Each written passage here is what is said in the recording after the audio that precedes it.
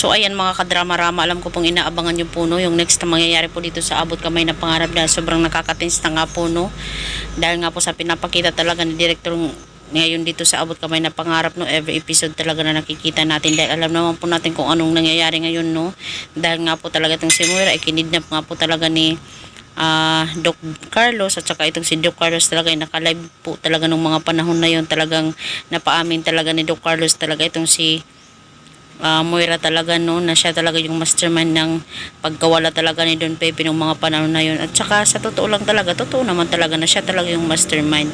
Syempre gustong linisin talaga ni Carlos talaga yung sarili niya, di ba? Sayang nga po no, si Doc Carlos yung pagiging isang doktor niya, pagiging may-ari ng hospital, talagang sinayang lang niya talaga no dahil lamang sa kanyang pagmamahal. May mga tao pala na ganun no, sa totoong buhay siguro may mga ganun din no, na talagang sasakripisyo nila talaga yung kanilang mga profession, yung kanilang identity para lamang sa kanilang mga mahal sa buhay. Pero alam naman po natin mga kadrama-rama na ayaw naman talaga ni Doc Carlos na mamatay talaga si Irene, diba? Dahil nga po sa kanilang, dahil nga po sa na-trigger nga po siya sa nakita niyang video ay talagang nagawa niya yung kay Irene at saka hindi naman talaga yun tinutuhanan, diba? Kasi accidentally talaga yun na nahulog siya talaga sa hagdan. So mga kadrama-rama, alam naman po natin na si Moira ngayon is nasa kamay talaga ni Carlos at saka itong si Zoe na sinasabing ampon ni Moira ay talagang grabe yung kanyang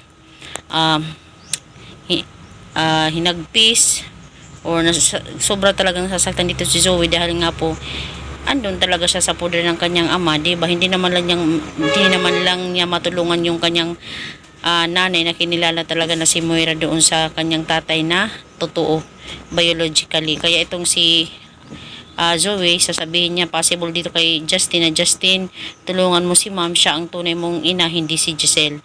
Dahil alam naman po natin mga kadrama-rama na possible talaga, patay na talaga yung anak ni Giselle at hindi niya anak itong si Justin.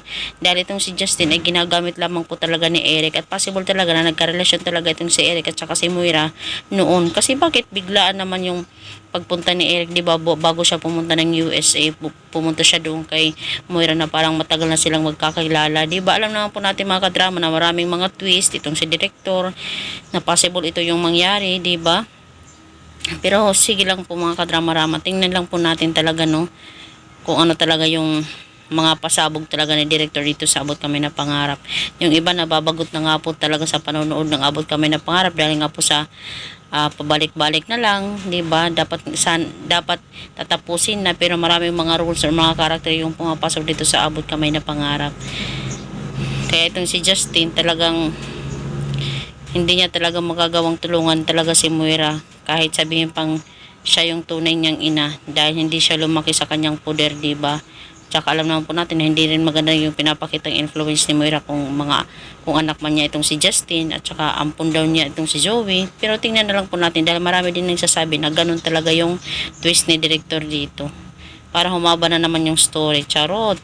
Pero sige lang po mga kadrama, abang-abang na lang po tayo sa next na mangyayari dito sa Abot Kamay na Pangarap. So, don't forget to please like, share, subscribe my channel para sa susunod na videos ma-update ko po kayo mga kadrama. Thank you so much for watching. Bye! Abangan!